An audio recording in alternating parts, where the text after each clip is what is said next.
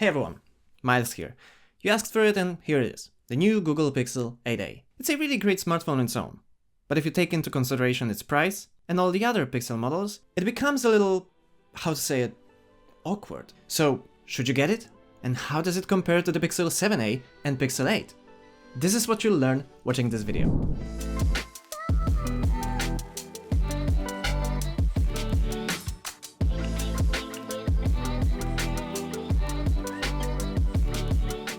So, Google whisked me away to this cool location in Warsaw for the launch of the brand new Google Pixel 8a. This phone is seriously impressive, packing some amazing features of the Pixel 8 into a more wallet-friendly package. We're talking fantastic hardware and some of the best AI features in the industry. And that's not all.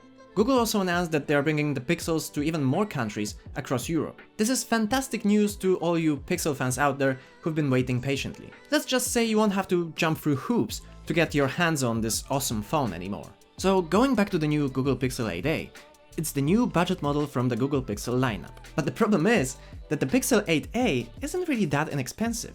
At $500, it's pretty close to some premium phones category. Not only that, but if you're watching this video, you might have realized already that some of the hardware is pretty similar to the one in the regular Pixel 8, and you maybe want me to clarify some things. So let's analyze the details. While the Pixel 8a retains the Pixel 7a's size and weight, it adopts design cues from the Pixel 8 series. It comes in a lot of the same colors like porcelain, obsidian, and bay, with one new addition, a funky green called aloe, inspired by the aloe vera plant. It's got this nice matte aluminum frame, so it's really comfortable to hold in your hands. The plastic back is also matte, and I have to say that I like it even more than the glossy panel in the regular 8. The biggest upgrade on the Pixel 8a is the display. It maintains the 6.1-inch size and 1080p resolution, but it's an actual OLED and it boasts a significant leap to a 120Hz refresh, up from 90Hz.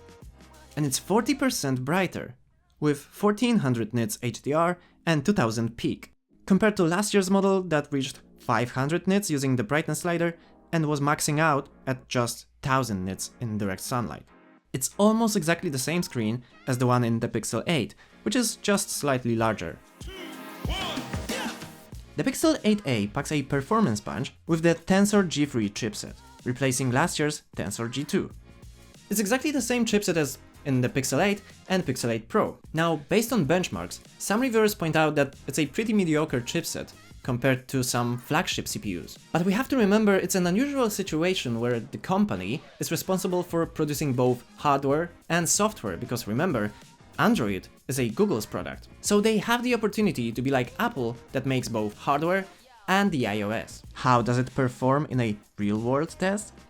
You'll have to wait until I can properly test it for a couple of days, and I'll be back to you with that info. The newer chipset is also more power efficient, which has a much more noticeable impact on the battery life than 100 mAh battery bump from last year. There's also a storage upgrade, offering a 256GB option alongside the base 128GB. Remember, the Pixel 8a lacks expandable storage, so the extra tier might be valuable if you plan on taking lots of pictures and videos with this phone. Disappointingly, the camera hardware remains unchanged from the Pixel 7a. While the 7a offered a decent camera for its price, an upgrade in this department would have been ideal, especially with all the AI features that I'm going to talk about now as we move on to the software segment of this video. The Pixel 8a gets a software boost with Android 14 out of the box and inherits the impressive 7-year upgrade pledge from the Pixel 8 series. This translates to 7 years of guaranteed Android version upgrades, Pixel feature drops, and security updates, making it a future-proof investment.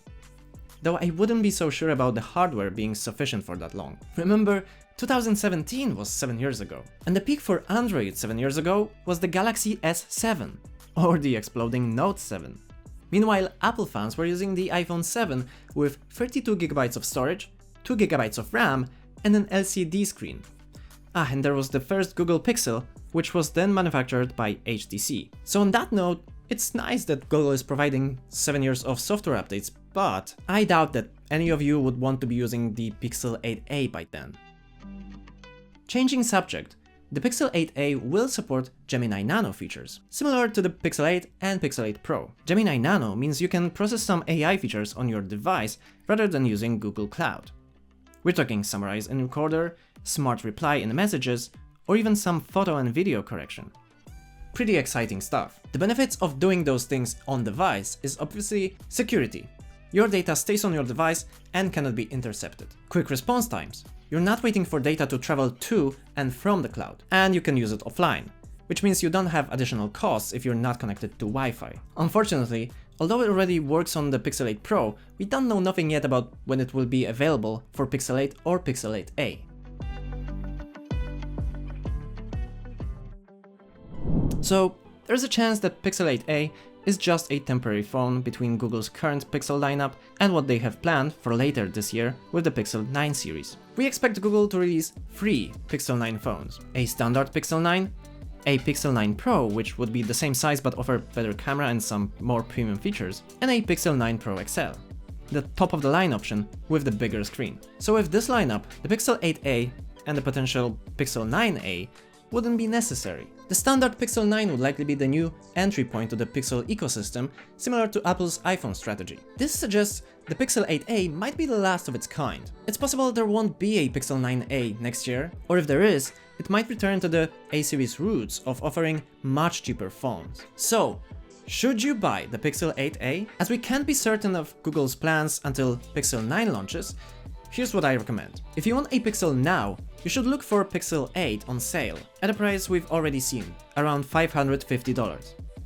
Or if you can wait longer, wait for the Pixel 9, which will likely be better than Pixel 8a and even Pixel 8. So, that was the first video about Google Pixel on this channel, and I hope there will be more, because I feel like I could join the Team Pixel. And for now, thank you for watching.